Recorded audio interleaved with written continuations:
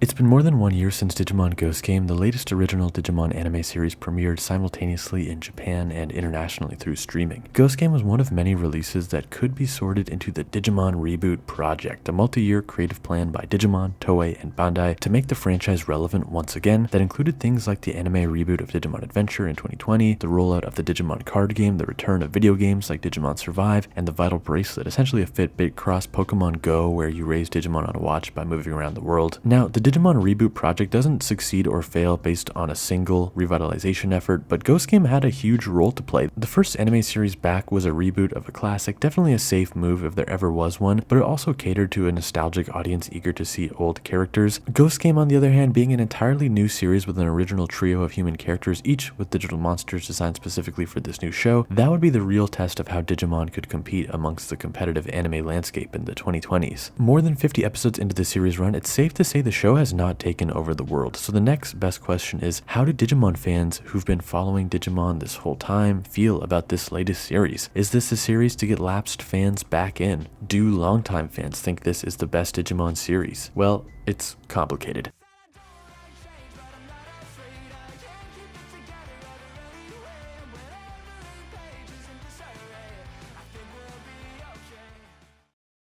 Videos like this one that can take a lot more time, research, and effort are only possible because of the support of sponsors like Buyee. Buyee is this online proxy service that lets you buy things directly from Japan through them, and they ship it to you wherever you are in the world. They're the original sponsor of this channel. They reached out almost exactly a year ago, and I'm so glad they did because I've used them for anime merch like the Vital Bracelet DIM cards. Through Buyee, you can shop on Japanese storefronts like Rakuten, Mercari, Amazon JP, just see a ton of games and exclusive merchandise. You buy whatever you want, and Buyee will handle getting it shipped to you. No need for a Japanese address, no need to understand Japanese. They'll take care of it. If you sign up to Buyee with the link in this video's description, you'll get a 2,000 yen coupon for your first order. Once again, head to the link in my description for the 2,000 yen coupon. Thanks again for sponsoring the video, Buyee. I think Ghost Game has one of the strongest starts in all of Digimon with a dark tone, incredible monster designs, great characters, and an intriguing mystery, but it fails or stubbornly refuses to let those great characters grow or to expand on that intriguing mystery. The dark tone, still great. The Digimon design, still great, but unlike past Digimon series that have told complete stories with multiple arcs and had overarching villains that last 10 to 20 episodes at a time in a 50 or 60 episode season, Ghost Game has committed to an almost strictly episodic nature, and I say almost for a reason, a frustrating reason that we'll come back to. In this episodic nature, the story is always contained to a single episode and almost never referenced again. After an initial story setup that lets us know that Hiro's father is missing in the digital world, that some Digimon are now arriving in Japan via portals into the real world, and that a mysterious black Gatomon appears to be the one Digimon who can freely travel back and forth, we stop talking story altogether and focus on one-off creepy misadventures around town. Digimon has always had episodes that could be enjoyed as standalone stories but fit within a larger story. The Skull Greymon episode inside the original Digimon Adventure anime, for example, is an iconic episode that took place on the second continent our team visited after Genai reached out to the Digidestin and called on them to collect the crests needed to digivolve to Ultimate. There was a lot going on in the background. We got our Skull Greymon episode, but it was wrapped around a setup and a domino effect with the events of that week leading into the next. The status quo was changed, our characters have learned lessons that we take into the next episode, and we're one step closer to a goal. Ghost Game instead chooses to reset the status quo back to normal at the end of every episode. Even when a Digimon absolutely terrorizes all of Tokyo, nobody's talking about it in the next week. Sometimes people do learn about Digimon only to be written out and never mentioned again. Characters close to the main characters will learn about Digimon either directly or indirectly, coming into contact with these beings unlike anything they've ever encountered, and then are just written out of the show. We never get to explore what a world would look like where more than 3 characters knew about Digimon. On paper, there's nothing wrong with a purely episodic show, especially when that's what you've set out to make. In a lot of ways, with the light horror vibes and the episodic nature, the show sometimes reminds me of this old cartoon Martin mystery from the mid-2000s more than anything. Shows like Scooby-Doo and SpongeBob and Batman the Animated Series and countless others tell single stories in their episodes, and then we more or less reset in time for the next episode. So if we don't criticize those shows for being that way, then why am I and so many others criticizing Ghost Game for adopting an episodic style? Well, that's because Digimon Ghost Game won't commit to being episodic, wanting so badly to be both strictly episodic and also a serial, i.e. a show with a continuing plot like past Digimon series. I already mentioned how we know that Hiro's father is missing in the digital world. Gamamon has a dark transformation we don't understand. There's this black Gatomon Digimon character who can dimension hop, and the show keeps reminding us that we should keep these things at the top of mind and adds new mysteries into the mix. In episode 13, after Ghoulless Gamamon first appeared, a black Agumon was spotted looking on from above. When Ghoulless reappeared in episode 21, a black Gargamon was watching this time. These are obvious hints that a story wants to be told, is begging to be told, but as of the show's 50th episode, we are no closer to having any answers to any of those things. The reason a show like Batman the Animated Series is immune from this criticism that there's no overarching story is because it doesn't constantly try to remind you there is one and then never deliver. Like if at the end of a SpongeBob SquarePants episode we zoom in on Dark Patrick watching over SpongeBob from the distance, then 20 episodes later Dark Squidward is creepily watching from above with no explanation, we would want to know what those episodes were about and when we were going to return to that. Ghost Game's head writer recently gave a horrifying interview that fans have been discussing with some concern, where he talked about all of these little hints in the worst way possible, almost confirming my worst fears for the future of the show. Popular Digimon fan site With the Will interpreted the interview into English, writing, quote, "He commented that there are various small details throughout the series that foreshadow things, some done with great effort. Some of these he expects for people to only notice while watching the final episode and going, ah, that line from the first few episodes was foreshadowing this." This interview has led many to believe that we're not going to be kicking into serial plot mode like when Tamers had the kids go into the digital world and things really started happening then. Instead, based on this interview, it's far more likely that Ghost Game will just continue to be one-off adventures for another 10, 20, maybe even 50 more episodes. We still don't know because they've given no episode count or end date. And then rather than giving each of those loose threads we currently have a proper arc or explanation, it's sounding like they're all just going to be crammed into a single episode right at the end, which feels like something no one wants. Ghost Game wouldn't be criticized for its poor handling of overarching story if it didn't attempt to have one. Like, yes, it's not fair to criticize a series for something it never attempted. It would obviously be absurd for anyone to criticize Ghost Game for its 3D animation because it doesn't use 3D animation. But since it does present us with story beats and carrots on sticks that it never commits to paying off, it should be open to having its story or lack thereof criticized. It's been a full calendar year in the world of Digimon Ghost Game in addition to the real world, with episodes 4 and 49 both being Halloween episodes, and with the characters' clothes having changed to reflect the changes in temperature across fall, winter, spring, and summer. Those characters who we previously said were great, super promising starting points for memorable Digimon protagonists, they've been frozen in arrested development for a year of their teenage lives. Hiro is kind to a fault. Kiyoshiro is scared but sometimes manages to find courage in replicating his favorite anime heroes. They're lovely characters that have been robbed of the ability to evolve into anything more than their character bios. And speaking of evolution, in the best of the prior seasons, Digimon's evolutions were used as visualizations of the characters overcoming some trauma, fear, or other kind of obstacle in their life. The humans' little monster friends turning into hulking beasts was a metaphor for having an emotional breakthrough. Because the show's characters do not grow, the evolutions are no longer visualizations of the growth and progress of their bonds. Nowhere was this more painful to watch than in Gamamon's Ultimate Form debut episode. A lot of fans assumed that the glorious, glowing white dragon form Kano Weissmon would be locked behind the dark Ghoulless Gamamon, and that resolving whatever Ghoulless Gamamon storyline would unfold was going to be essential, and that the reward was Kano Weissmon, essentially. A visualization of light conquering darkness and all that jazz. Somehow we got Kano Weissmon while the Ghoulless Gamamon stuff was still not resolved, and now we just have a light and dark evolution for Gamamon, and we do not talk about the dark one. Any sense of development, payoff, or gratification was entirely missing from Kano Weissmon's ultimate debut, and the same goes for Angoramon's ultimate form because they both just showed up when needed and now we have them on hand forevermore. I want to revisit that recent interview with series head writer as interpreted by With the Will and return to another standout line that gives us an explanation from the head writer's point of view for why Ghost Game is the way it is, why it's only ever done one and done single story episodes. With the Will interprets that the basis in the writing was looking at TikTok and YouTube and the creative staff believing kids tend to jump off after a minute due to boredom and the feeling that it's hard to make them watch longer stories. They're also worried that if it's a serial, they may not see the beginning and will skip it, or if it's too long, they will watch half and give up. So he feels it's hard to write serials for kids and teenagers. I find this a rough paragraph to get through. It is not a very generous assessment of kids and teenagers' ability to consume quality media, basically doubting their own audience's attention span. While there's no denying the way that social media and video on demand apps have changed the way we consume media, it feels totally backwards. One surefire way to lose an audience's attention is to to show them the same thing over and over and over again and not answer their questions. What's also ironic is the fact that serialized shows actually have become much easier to consume and catch up on now due to things like streaming services and the way media changed, the way we binge watch. This idea that, quote, they're worried if it's a serial they may not see the beginning and will skip it, that would honestly apply way more in the 90s, when if you missed an episode you truly were out of luck and just had to rely on the recap at the start of the next episode. In my opinion, kids and teens are a lot smarter and have more patience than the head writer suggests in this interview. While it's true that TikTok favors shorter content,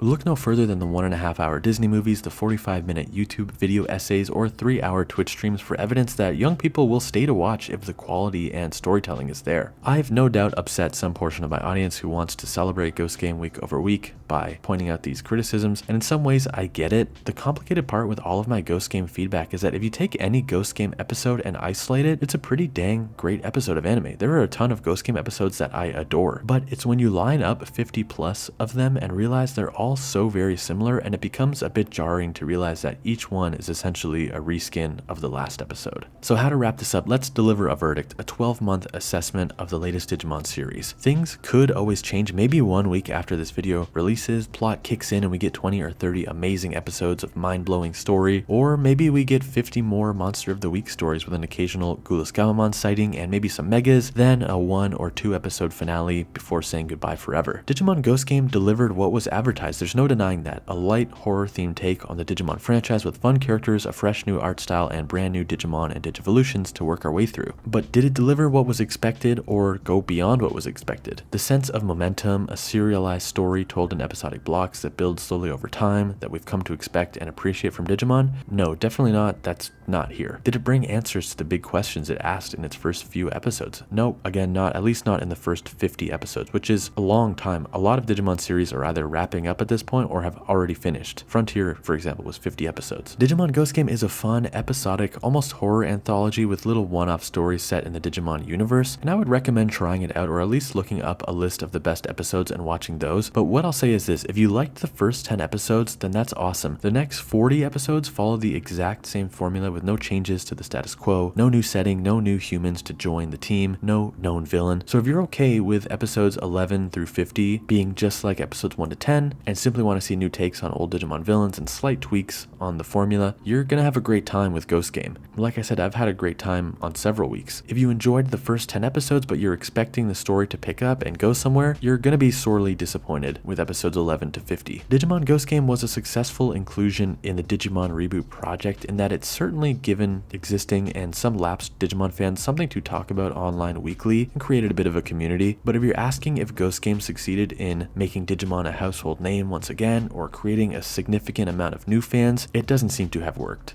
But hey, the nice thing about Digimon, which has been true since 1999, is that they reset the rules and shake up the formula every season. So if this latest Digimon series isn't for you, it's not the end of the world. For all we know, the next one that comes around will be the greatest thing you've ever seen.